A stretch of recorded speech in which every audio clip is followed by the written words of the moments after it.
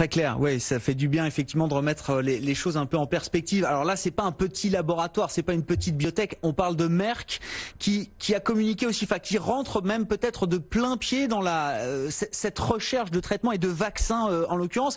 Merck qui n'était pas le laboratoire qui s'était le plus impliqué jusqu'à présent dans cette recherche. Grégory, quelle est la communication de Merck aujourd'hui concernant le coronavirus ?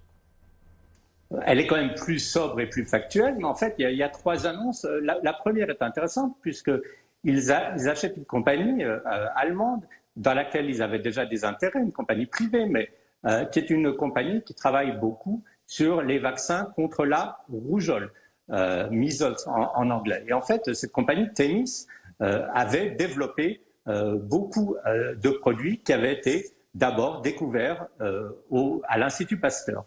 Donc là, Merck, on peut dire, ils vont sur quelque chose de sérieux en faisant cette acquisition. Ils font deux autres prises de participation, acquisition, développement. Tout ça pour dire que quand même, c'est normal que toutes les grandes compagnies pharmaceutiques mettent leurs moyens dans l'espoir et dans l'étude de trouver aussi bien un vaccin, et dans le cas de Merck, ils en parlent aussi, un traitement contre le Covid-19. Mais vu que c'est une grande compagnie qui est très respectée, au moins là, ils n'annoncent pas quoi que ce soit de triomphal. Et vous allez voir, je pense, sur vos écrans, Merck est en hausse, oui, de 0,7%. Et la petite compagnie dont vous parliez tout à l'heure est en hausse de 15%. Ouais, ce ne sont pas les mêmes poids effectivement sur le marché. Comme vous le dites, la communication de Merck est plus sobre, peut-être plus fiable, on verra ce qu'il en est. En tout cas, voilà, on est quand même toujours... On note que le marché reste très sensible quand même à cette thématique sanitaire et évidemment, dans cette phase de déconfinement, dans un monde qui n'a pas encore de traitement efficace, éprouvé, ni de vaccin contre le coronavirus, ça reste quand même la priorité pour les investisseurs. Alors, l'autre priorité, c'est quand même d'évaluer les dégâts de la crise économique liée au grand confinement. Grégory, dernière victime en date, alors c'était en fin de semaine dernière sur le marché américain, mais c'est vrai que le week-end est passé par là, mais je pense que ça vaut le coup d'y revenir, c'est quand même la mise en faillite de Hertz, alors avec la recette américaine, hein, Hertz qui va se placer sous protection de la loi des faillites aux États-Unis, le fameux Chapter 11, c'est encore un grand nom emblématique alors du secteur de la location de voitures qui est en train de connaître des difficultés historiques. Oui, ce qui est très intéressant, c'est que cette grosse crise met, je dirais, la lumière sur les difficultés de beaucoup de compagnies. Alors, les difficultés de Hertz, elles n'ont pas commencé aujourd'hui.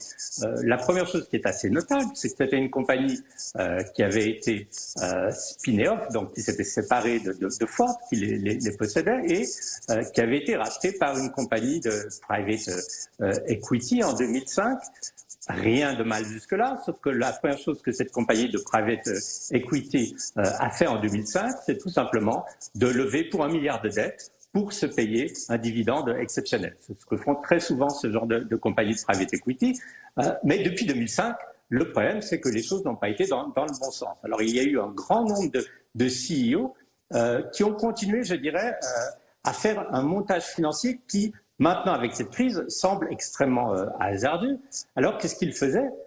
Tout simplement, ils achetaient des voitures à tour de bras, ils les mettaient dans des compagnies subsidiaires qui émettaient de la dette, et cette dette, elle était en gros remboursée par le cash flow des locataires de voitures. Ça peut marcher pendant très longtemps, sauf que le jour où il n'y a plus de cash flow, on ne peut plus payer la dette. Et c'est tout simple, c'est exactement ce qui s'est passé au début du mois de mars. Hertz s'est retrouvé avec $1 milliard de cash. Aucun problème s'il n'y avait pas eu la crise du coronavirus. Sauf que le gros problème, c'est que tout simplement, ce $1 milliard de cash, en l'espace de 6 semaines, il a été dépensé pour payer des intérêts de la dette pour le financement de leurs voitures, leurs centaines de milliers de voitures, à un moment où, évidemment, plus personne ne louait ces voitures. Alors, qu'est-ce qu'ils auraient pu faire? Vendre une partie de cette flotte? C'est pas impossible, mais en même temps, s'ils vendent cette flotte, ça va mettre tellement de voitures sur le marché que le prix de ces voitures va fortement baisser. Donc là aussi, ça ne permettra pas de rembourser la dette. Et puis ils ont fait même au niveau, je dirais, du management des grosses erreurs. Pour des questions d'économie, il y a quelques années, ils ont décidé de privilégier les voitures traditionnelles, familiales, à 4 portes. Ok, on peut comprendre. Sauf que il faut se souvenir, et on en parle pratiquement à chaque fois qu'on parle de voitures, aux États-Unis, ce que les gens aiment, c'est les gros 4x4, c'est les SUV, et c'est pas la berline traditionnelle.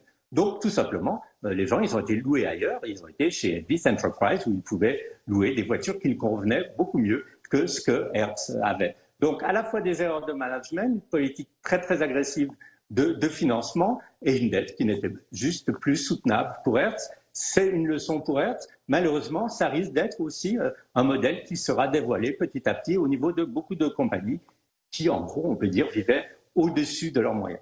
Ah oui, très clair. Merci beaucoup Grégory. Grégory Volokin avec nous chaque après-midi en duplex depuis New York pour commenter l'actualité des marchés américains. Grégory Volokin, le président de Mescard Financial Services, des marchés américains qui se portent bien après un week-end de 3 jours.